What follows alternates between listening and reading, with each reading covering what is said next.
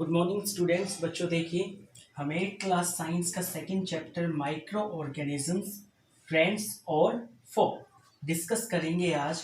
बच्चों इस चैप्टर में हम ये पढ़ेंगे कि जो माइक्रो ऑर्गेनिजम्स होते हैं वो हमारे फ्रेंड्स यानी कि मित्र होते हैं या तो हमारे शत्रु होते हैं यानी दुश्मन होते हैं।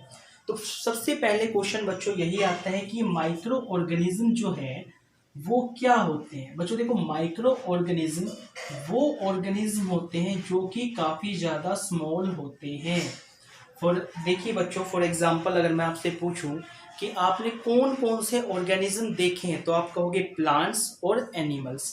लेकिन बच्चों इनके अलावा कुछ ऐसे ऑर्गेनिजम्स भी होते हैं जो हमें खुली आंखों से दिखाई नहीं देते और वो पानी के अंदर, हवा के अंदर कहीं पर भी हो सकते हैं। ठीक है, तो बच्चों ऐसे ऑर्गेनिज्म जो कि which we can not see by naked eyes, वो सारे के सारे ऑर्गेनिजम्स जिन्हें हम खुली आंखों से नहीं देख सकते उन्हें हम क्या कहते हैं, माइक्रो ऑर्गेनिज्म, या तो उन्हें हम क्या कहते हैं, माइक्रोब्स। इसकी शॉर्ट फॉर्म क्या है, माइक्रोब्स।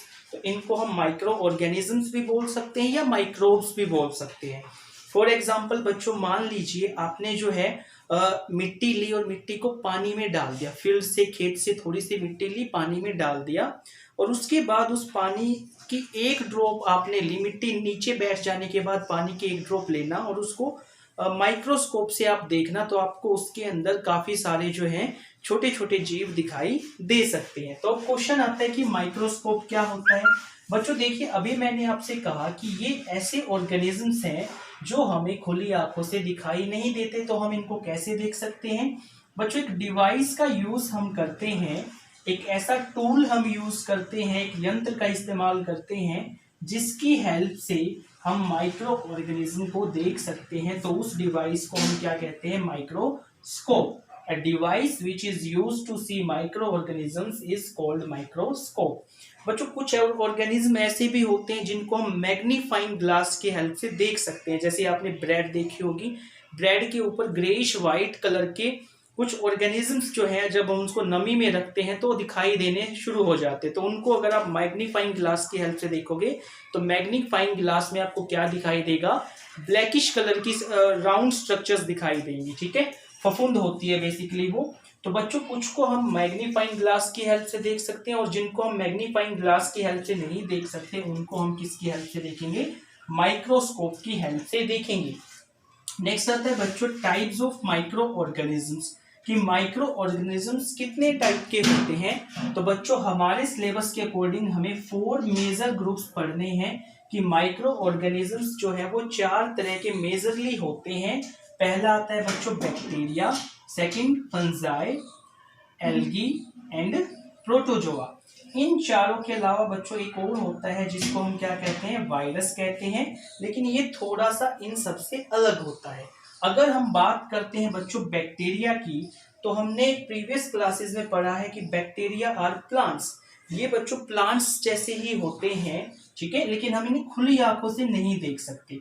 फॉर एग्जाम्पल अगर मैं बैक्टीरिया के एग्जाम्पल दूं बच्चों, तो जैसे साइनोबैक्टीरिया एंड बेसिकल्स, ठीक है, बेसिल्स और साइनोबैक्टीरिया इसके एग्जाम्पल है। अब क्वेश्चन आता है बच्चों बैक्टीरिया, फंजाई, ये सब कुछ काम क्या क्या करते हैं। तो अगर मैं बैक्टीरिया की बात करूं बच्चों, तो बैक्टीरिया 2 तरह के होते हैं, कुछ गुड बैक्टीरिया होते हैं, कुछ बैड बैक्टीरिया, यानी कि ओवरऑल आप कह सकते हो कि माइक्रो ऑर्गेनिजम्स जो हैं वो अच्छे भी होते हैं, बुरे भी होते हैं।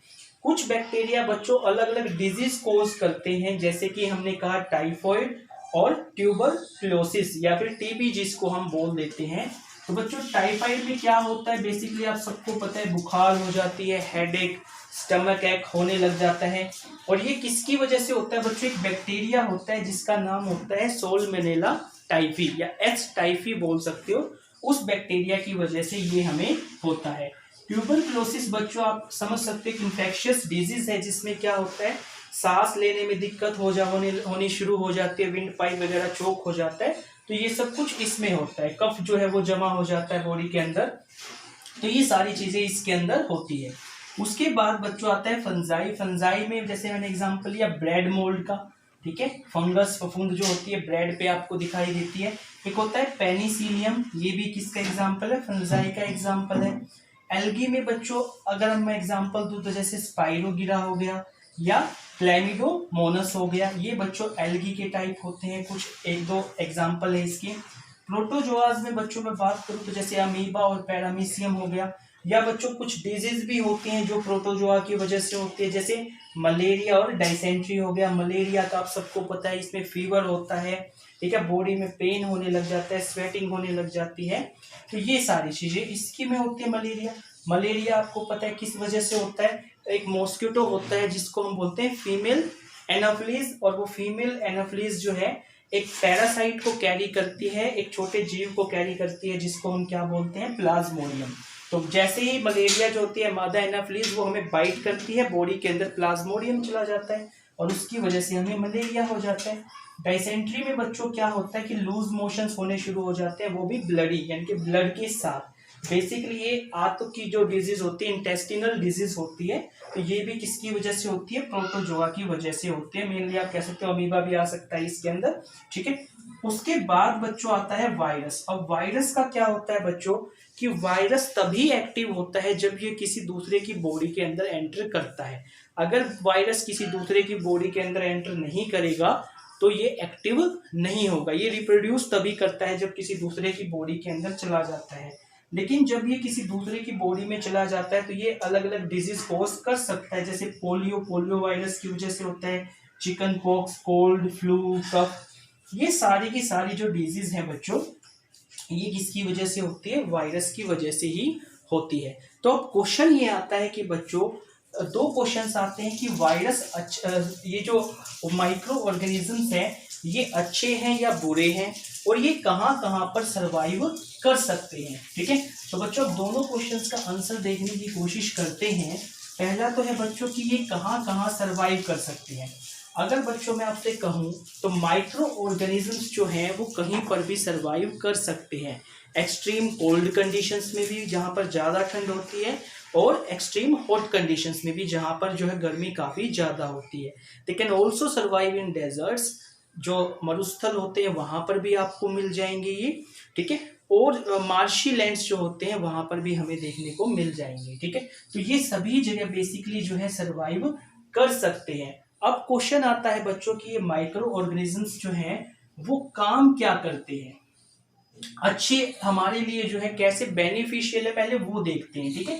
तो माइक्रो ऑर्गेनिजम्स हमारे लिए बेनिफिशियल कैसे हैं वो हम देखना स्टार्ट करते हैं। फर्स्ट देखिए बच्चों, दे कैन क्लीन एनवायरमेंट, ठीक है।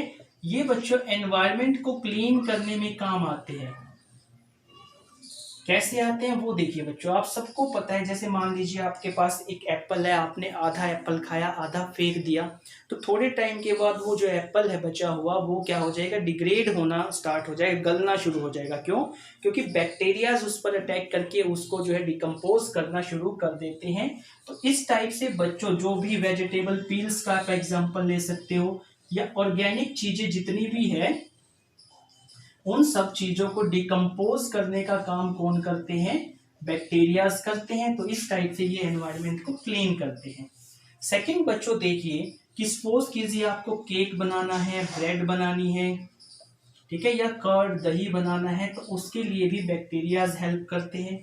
थर्ड वन बच्चों अल्कोहल की प्रिपरेशन में हेल्प करते हैं, अल्कोहल जो है उसको बनाने में भी बैक्टीरियाज वगैरह हमारी हेल्प करते हैं। और फोर्थ बच्चों ये सॉइल की फर्टिलिटी बढ़ाते हैं। कैसे बढ़ाते हैं वो देखिए, आप सबको पता है सॉइल के लिए नाइट्रोजन जरूरी होती है ग्रोथ के लिए, प्लांट्स की ग्रोथ के लिए, जो लेग्यूमिनस प्लांट्स होते हैं उनकी ग्रोथ के लिए नाइट्रोजन जरूरी होती है। अब नाइट्रोजन जो है वो कौन फिक्सिंग का काम कौन करता है, क्योंकि प्लांट्स डायरेक्टली तो नाइट्रोजन ले नहीं सकते, ठीक है। तो राइजोबियम बैक्टीरिया जो होते हैं वो नाइट्रोजन को फिक्स करते हैं, नाइट्रोजन को उन कंपाउंड्स में कन्वर्ट करते हैं जिससे कि प्लांट उनको एब्जॉर्ब कर सके, ठीक है। तो नाइट्रोजन फिक्सिंग में भी ये हमारी हेल्प करते हैं।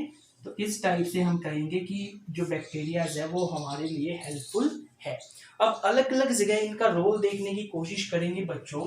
सबसे पहले हम इनका रोल देखते हैं in making of curd, preparation of curd.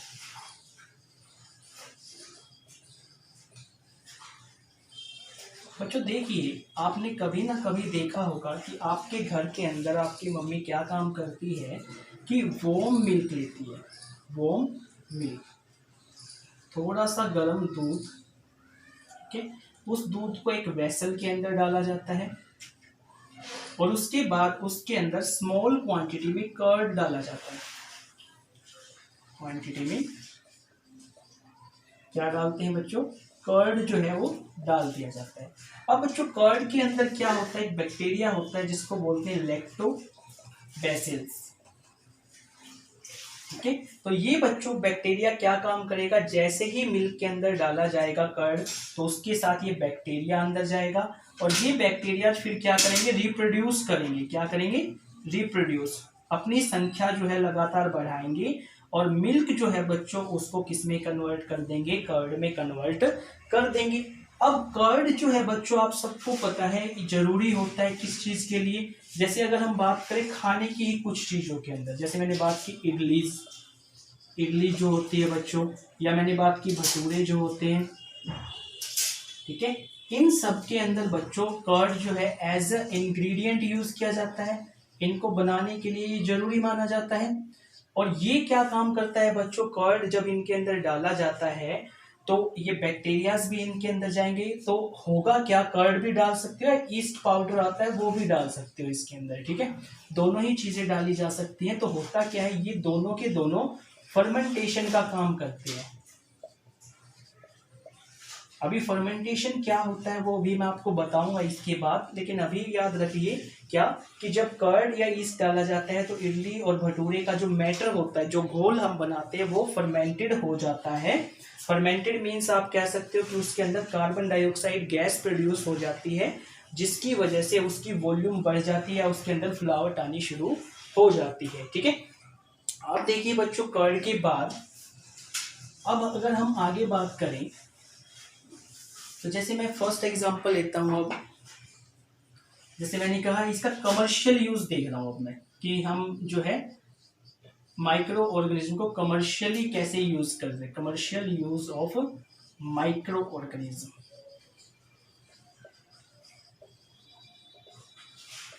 बच्चों आप सबको पता है कि माइक्रो ऑर्गेनिजम्स जो है उनका यूज किया जाता है किसके लिए? अल्कोहल प्रिपरेशन के लिए। तो अल्कोहल में जैसे मैंने कहा वाइन हमें बनानी है, सपोज कीजिए हमें क्या बनानी है? वाइन बनानी है या तो कोई अल्कोहल बनाना है, तो हम कैसे बना सकते हैं? तो देखिए बच्चों, सबसे पहले हम एक बीकर लेंगे। इस टाइप से हमने क्या लिया? एक बीकर। और बीकर कितना रेंज का लिया बच्चों? हमने नियर अबाउट 500 ml।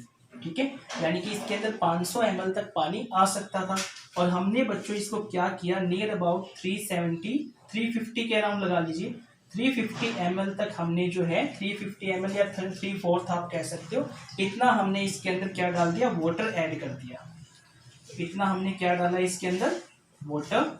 वाटर डालने के बाद बच्चों हमने इसके अंदर 2 से 3 टीस्पून जो है क्या ऐड की? हमने इसके अंदर शुगर ऐड की। शुगर ऐड करने के बाद बच्चों हमने इसके अंदर 1/2 टीस्पून जो है क्या ऐड किया? East powder. ईस्ट पाउडर जो है बच्चों वो मार्केट में हमें आसानी से मिल जाता है। पहले क्या होता था? जो होते थे, ठीक है, जो होते थे उनको भिगो करके ईस्ट पाउडर बनाया जाता था। आजकल क्या करते हैं? मैदे के अंदर, मैदा जो होता है उसके अंदर पानी, शुगर और सौंफ पाउडर डाल करके उसको कुछ दिनों तक रखते हैं। रखने के बाद उसके अंदर बबल्स आ जाए तब पता लग जाता है कि उसके अंदर उसका जो फर्मेंटेशन है वो हो चुका है, मतलब ईस्ट उसके अंदर पैदा हो चुका है। उसके बाद उसको कुछ टाइम के लिए ठंडा होने के लिए फ्रीज में रखते हैं और इस टाइप से हमारा ईस्ट पाउडर बन जाता है। ठीक है, तो 1/2 टीस्पून हमने ईस्ट पाउडर डाल दिया और इस पूरे मिक्सचर को बच्चों हमने क्या किया? 4 से 5 आवर्स के लिए रख दिया कवर करके। उसके बाद बच्चों हम इस देखेंगे, जब हम इसको स्मेल करेंगे खोल करके तो हमें दिखेगा क्या कि इसमें से अल्कोहल जैसी स्मेल आती है। तो यहाँ से बच्चों हम माइक्रो ऑर्गेनिजम्स का यूज, जैसे ईस्ट है, ईस्ट क्या है? एक माइक्रो ऑर्गेनिज्म है। इसका यूज हमने किया, कमर्शियल यूज किया, बिजनेस के लिए यूज किया। क्या बनाने में? अल्कोहल और वाइन बनाने में हमने इसका यूज कर लिया। उसके अलावा बच्चों और अगर हम देखें तो जैसे मैं आपको बताता हूँ कि हम क्या करते हैं, जैसे हमारे पास मान लीजिए मैदा है, ठीक है, हमें भटूरे बनाने हैं या कोई और ऐसी चीज़ जो है वो हमें बनानी है, तो हम क्या कर सकते हैं, हम जो मैदा है, मान लो हमने हाफ कप क्या लिया है, मैदा लिया। इसके अंदर बच्चों हमने कुछ शुगर ऐड की, 1 या 2 चम्मच, उससे भी थोड़ी कम हमने शुगर ऐड की, और इसके अंदर बच्चों हमने थोड़ा सा जो है पानी ऐड किया। इन तीनों को ऐड करने के बाद हम इसको मिला लेते हैं। अब मिलाने से पहले बच्चों एक बात आप देखना कि मैदा आपने कितना लिया था, हाफ कप लिया था, ठीक है, नियर अबाउट मान लीजिए कुछ इस तरह से, इतना मान लो आपके पास मैदा है, ठीक है। अब आप इसके अंदर अगर कुछ अमाउंट में ईस्ट पाउडर ऐड कर देते हो और उसके बाद इस घोल को आप मिलाते हो, तो आपको क्या मिलेगा कि जो इसकी वॉल्यूम है वो पहले के कंपैरिजन में ज़्यादा बढ़ चुकी है। ऐसा क्यों होता है बच्चों कि जब ईस्ट पाउडर डालते हैं तो ये फर्मेंट होना शुरू हो जाता है। फर्मेंट का मतलब क्या होता है वो समझिए बच्चों, कि ईस्ट जो होता है वो किसको, जो शुगर होती है उसको अल्कोहल में कन्वर्ट कर देता है। इस प्रोसेस को बोलते हैं फर्मेंटेशन। फर्मेंटेशन क्या होती है आप समझ लीजिए। फर्मेंटेशन प्रोसेस क्या होती है, the process of converting sugar into alcohol is called fermentation, ठीक है। तो बच्चों ईस्ट पाउडर क्या करता है, इसका फर्मेंटेशन करता है, मींस इसके अंदर बेसिकली आप क्या कह सकते हो, कार्बन डाइऑक्साइड गैस। क्योंकि देखो जब आपने ईस्ट पाउडर इस मैदे के अंदर डाला है तो ईस्ट क्या करेगा, रिप्रोड्यूस करेगा लगातार, क्योंकि ये माइक्रो ऑर्गेनिज्म है और ये रिप्रोड्यूस करेगा, तो रिप्रोड्यूस करते हुए रेस्पिरेशन भी करेगा, और रेस्पिरेशन करेगा तो कौन सी गैस बाहर डालेगा, CO2। तो वो CO2 गैस की वजह से इसके अंदर बबल्स आने शुरू हो जाते हैं और इसकी जो अमाउंट है, जो क्वांटिटी है वो इंक्रीज हो जाती है। वॉल्यूम जो है वो कहोगे क्या, इंक्रीज हो जाएगी, पहले कम थी अब वॉल्यूम ज्यादा हो जाती है, ठीक है। तो इस टाइप से बच्चों हम कहें तो माइक्रो ऑर्गेनिज्म जो है हमारे लिए क्या है, बेनिफिशियल है। इसके अलावा बच्चों माइक्रो ऑर्गेनिज्म का जो रोल है वो मेडिसिन बनाने में भी किया जाता है, सोइल की फर्टिलिटी बढ़ाने में भी किया जाता है। वो सब कुछ हम करेंगे नेक्स्ट वीडियो में। होप सो लेक्चर आपको समझ में आया होगा। Thank you.